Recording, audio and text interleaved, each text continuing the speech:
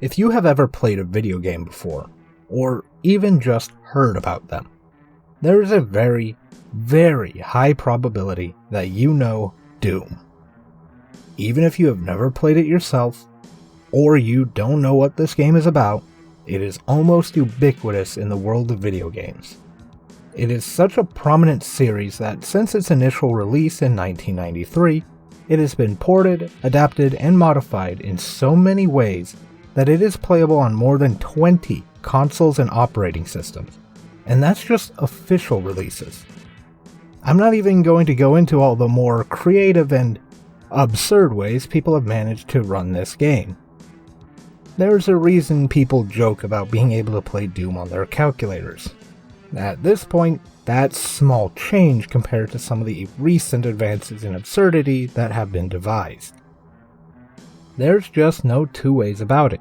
Doom is an icon of gaming, and with the 2016 reboot and its sequel in 2020, it's a series that has not only stood the test of time, but has managed to grow in popularity in the modern age. But the conversation surrounding Doom as a whole gets pretty interesting among the more diehard fans. Depending on who you ask, any given Doom game is either the best or the worst in the series. Doom is either a masterpiece or the worst of them all.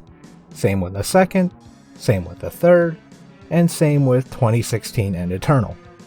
Though anyone who says 2016 is the worst one probably just wasn't hugged enough as a child.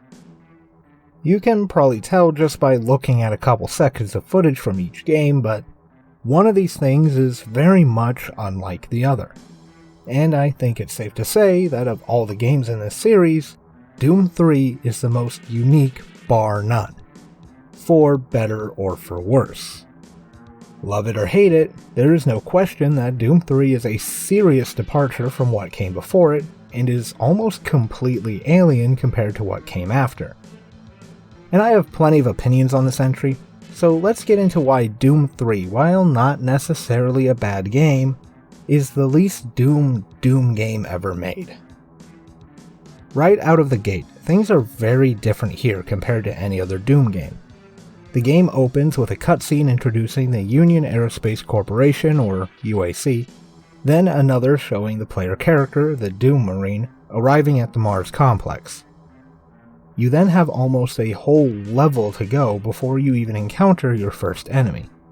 Now, I took my time with this intro to look around and take in some of the environmental storytelling, so by the time I killed my first zombie, I was almost 30 minutes into the game.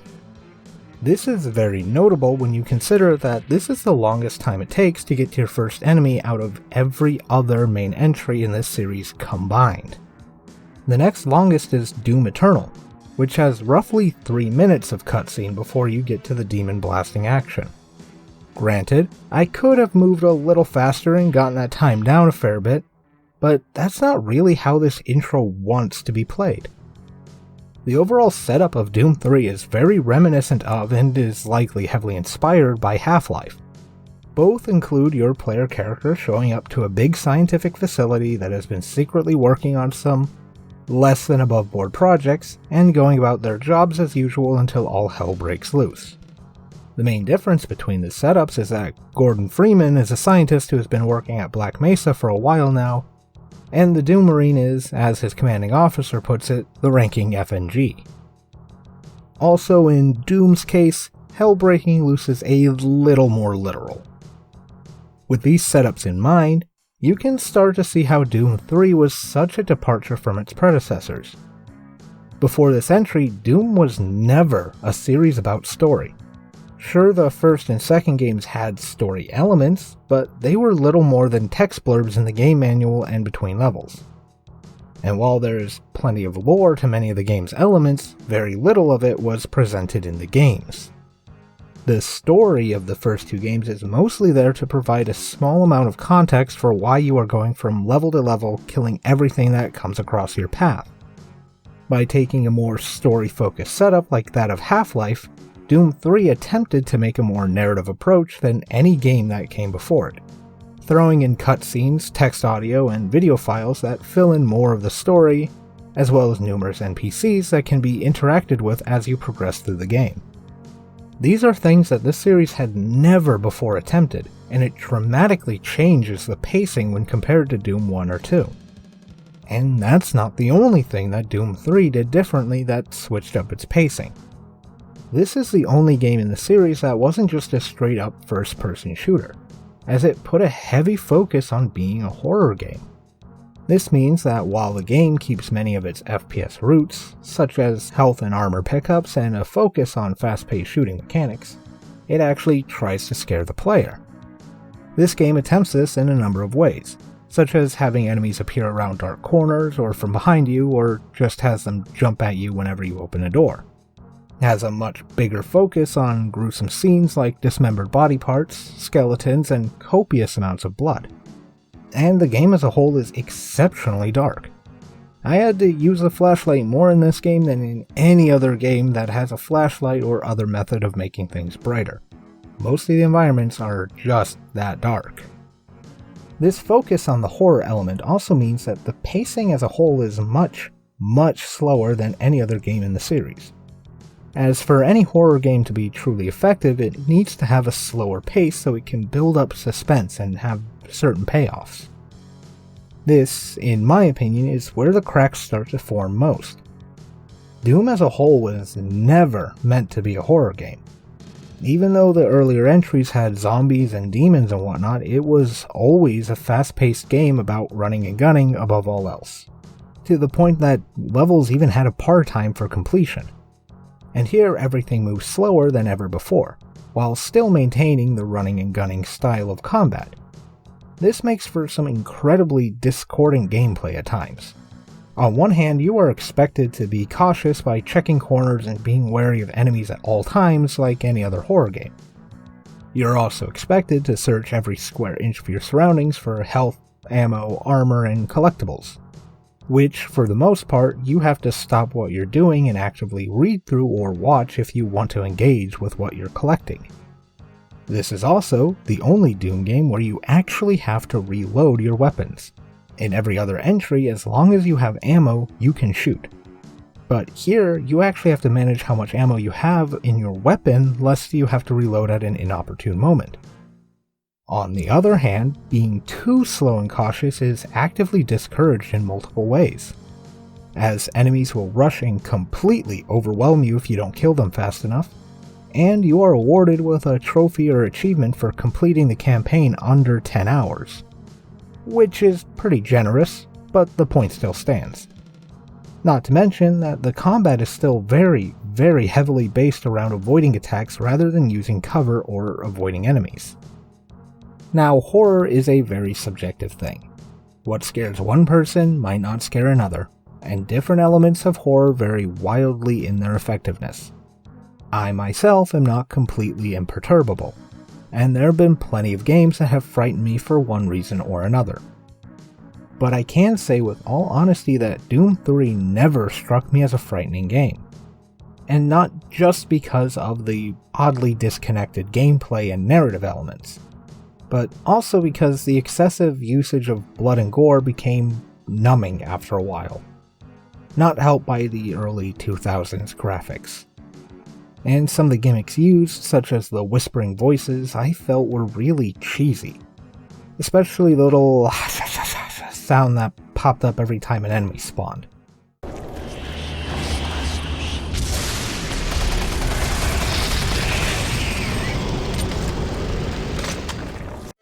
And while the enemy placement caused me to act cautiously at first, I soon found that playing slowly was mostly wasting my time, and I just had to embrace the twitchy shooter side of things. And even that didn't always help. After a while, I just became excessively twitchy as I was conditioned to expect enemies to appear from almost anywhere, and especially from behind me. So I would just shoot pretty much anything that moved. And my first reaction to hearing an enemy sound cue was usually to turn around unless I was already shooting at something, which led to me getting hurt plenty of times from enemies that were actually coming from in front of me all along. See, as a whole, it just feels like this game is being dragged in two different directions. One way wants the fast action of the previous game, and the other wants a horror narrative that will scare people and punish players who rush through it. The problem is that these two game styles just do not go together all that well. My roommate has a saying when it comes to horror games. Once you give me a way to defend myself, it's no longer a horror game, it's a twitch shooter. And in this case, I am inclined to agree. Now, I wish this was the only thing holding the gameplay back, but unfortunately it's not. The bosses in this game suck. I'm sorry if that sounds harsh, but I didn't like a single one of them. Spoiler warning now, I guess, because I'm going to talk about each of them. The first boss is the Vagary, a half-woman, half-spider monster with telekinesis. I beat this boss in 18 seconds on Veteran. Mechanically, this boss is no different from a regular enemy, so much so that you fight two at the same time later on in the game with no fanfare. This doesn't deserve to be called a boss. The second is the Guardian of Hell, and this was the worst boss to fight purely because the damage feedback in this game is almost non-existent. To beat this boss, you have to kill the Seekers it spawns, which are these annoying flying things that float all around the arena, while you dodge the Guardian and its fireball attacks. That means you mostly have to look up while trying to avoid attacks on the ground. I shouldn't have to explain why that is annoying. Once you kill the Seekers, the Guardian becomes vulnerable. Easy enough, right? Well, thanks to the piss poor damage feedback, it's actually really hard to tell if you're hurting most enemies, especially so for bosses. The first couple of times I fought this thing, I would attack its body when it spawned more Seekers because I didn't think the weird blue portal looking thing that appeared above it counted as part of the boss, because it doesn't look like it is part of the boss at all. So I wasted a bunch of time and died. Turns out the blue portal thing is the only part of the Guardian that is vulnerable, so my bad, I guess. Once I started shooting the actual weak point, the fight just became about dodging attacks on the ground while looking up. Not exactly thrilling.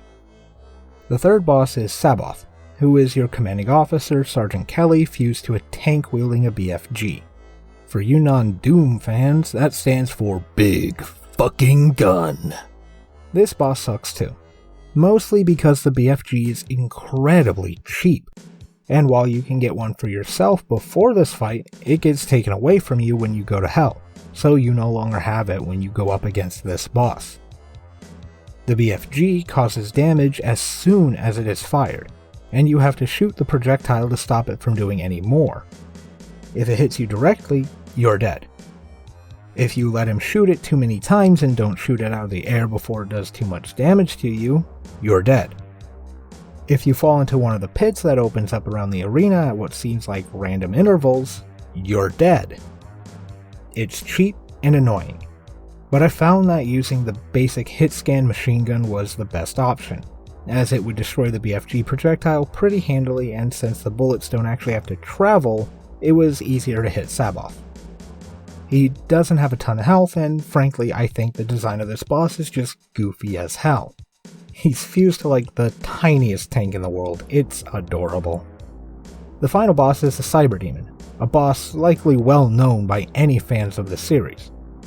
And frankly, he has been completely neutered in this game. None of your guns hurt him at all, so you have to kill his mobs to charge up your soul cube, which is this game's primary MacGuffin and is incredibly overpowered if finicky to use. Hit him with a soul cube blast a couple of times and he's dead. That's it. Since he's super slow, you can just run around the circular arena and only have to occasionally dodge his attacks. I actually died more often to his mobs hitting me and knocking me off the arena than I did to the actual final boss himself. Super underwhelming. You see, none of these bosses stick out in any positive way at all. The Hell Knights you run into are more worthy of being bosses than most of these, and even those aren't too difficult to deal with once you figure out how to cheese them. Hell, I'd go so far as to say the Revenants were actually the hardest enemy in the game. as they can soak up a decent bit of damage and they attack with rockets that track you, which is complete BS as they can follow you around corners and have a decent splash damage range, making it extremely difficult to avoid taking damage when facing them. And my last complaint regarding the gameplay itself is the oddly janky momentum. When you are jumping, you get almost no forward momentum, making sections where you have to do light platforming more harrowing than they should be. Yet, when landing from a drop, you have an insane amount of forward momentum, meaning if you land facing a ledge even slightly, you're probably going off of it, which will likely get you killed, as fall damage is pretty unforgiving. You can take upwards of 10 points of falling damage from a drop that your average real-world Marine would probably be able to lower themselves from easily. I know I shouldn't apply real-world logic to video games, but the same argument can be made for just doing away with the fall damage altogether. Also, another thing Doom 3 apparently borrowed from Half-Life is its ladder technology, as ladders in this game function almost exactly as they do there, meaning going down them is often a game of chance. Couple that with the fall damage and the like, and ladders often instill more fear into my heart than any of the enemies in this game. This momentum also applies when you're getting hit. Many of the enemies push you when they hit you, which can lead to issues as I already mentioned earlier with the Cyber Demon fight. What's even more fun is when one of these enemies hits you into a wall or something similar, effectively pinning you and making you extremely vulnerable since you can no longer dodge attacks. Pinkies are the absolute worst with this. If one knocks you into a wall, just walk away from the game for a bit and take a breather. It's over. So the gameplay is janky and seems at odds with itself. But at least it still has the kick-ass music and sound design that we all know and love Doom for, right? Well, not really. The soundtrack for this game has one song. That's it. The theme song is admittedly pretty banging, but it's the only actual song in the game. The rest of the soundtrack is mostly silence and ambient stings. The intro theme is even reused for the credits. For a series that has had amazing soundtracks composed by Robert Prince, and then went on to have even more amazing soundtracks composed by Mick Gordon, Doom 3 is just so silent. I get that it's meant to add to the horror ambiance, but when I played through this game hearing almost nothing aside from the monsters and weapon noises, I desperately wanted at least a little something to fill the air when I was wandering around looking for collectibles or getting lost. And this next point might earn me some hate, but any Doom 3 defenders watching right now already hate my guts at this point, so I'm just gonna say it anyway. I don't think most of the sound design is that good. I just don't think any of the weapons really sound like they pack that much of a punch, and even the plasma gun that everyone seems to sing their praises about just doesn't sound that great to me. Then again, the only plasma weapons I actually like the sound of are from Time Splitters, so maybe that's just me. But overall, I just really don't like the way this game sounds as a whole. And with everything put together, I really didn't enjoy my playthrough very much. Now, with all that said, I don't hate this game. There were certainly parts that rubbed me the wrong way, but I can see the good game underneath all the odd elements. And I can't really blame the team who worked on this for taking things in this direction. This was a huge change for the series. Technology was changing, as was the way people were consuming video games. Arena shooters were losing steam, and story-driven experiences were picking it up. The team at id took some risks, and if the datapad collectible you can find at the end of the game is to be believed, they had a good time making this. I can respect that. Though their messages also show that crunch was a problem even back in 2004, so I guess not everything is roses. So personally, I believe the biggest drawback was that this ultimately had to be a Doom game. So many things just feel off. One example is the Berserk power-up, a staple of this series since the very first game. In previous entries, they were fairly common power-ups that greatly boosted your punching damage and lasted throughout the whole level or until you died. In this game, the power-up forces you to use your fist throughout its duration and causes your punches to kill any enemy in one hit. This aspect carried over into the next entries, though with significantly more cinematic flair. What feels odd about its inclusion in Doom 3 is that such an incredibly powerful ability or pickup is kinda antithetical to a horror experience. And while it is included alongside other overpowered elements such as the BFG and the Soul Cube, it almost feels like the developers only put the power-up in out of obligation. See, I was fairly thorough in my exploration and I only ever came across 2 in the entire campaign. The first was the introduction of the power-up, where you get dropped into a pit with it and a bunch of zombies. Not even zombies with guns or anything, just regular zombies. The least threatening enemy in the entire game. It's not really all that satisfying to slaughter a room full of enemies that your chainsaw can handle just as well, if not better, since you can use it continually rather than having to time your punches. The second instance is admittedly much better, taking place in a section of hell where you have to fight a number of imps and hell knights. Being able to take down a hell knight with one punch is incredibly empowering. But again, isn't that kind of against the point of horror? Isn't the point of horror typically to make the one subjected to it feel powerless? This is why I don't find Doom 3 to be an effective horror game, and why I don't believe Doom as a series could ever truly lend itself to the horror genre. Horror is typically meant to make people uneasy or afraid, often by taking away feelings of power or control. Meanwhile, Doom as a series has always been about crafting what is meant to be the ultimate power fantasy. This just makes Doom 3 one of the oddest games I've experienced, as it always seems to be in conflict with itself. I believe if it had been its own IP and could have been tweaked to suit the horror side of things a little more, maybe I would view this in a more positive light. But as it stands, it really is the least Doom-feeling Doom game of all. And at least for me, it's not one that I am all that interested in revisiting again. If I want classic, old-school FPS action, I'll boot up Doom or Doom 2. If I want a more modern shooter with old-school inspiration, I'll stick with Doom 2016 and Eternal.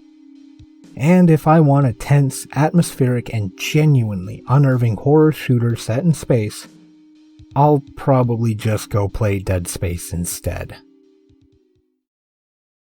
Hello, my baby. Hello, my honey. Hello, my ragtime gal. Send me a kiss, my wire. Baby, my heart's on fire. If you refuse me, honey, you lose me. Then you'll be left alone. Oh, baby, telephone and tell me I'm your own.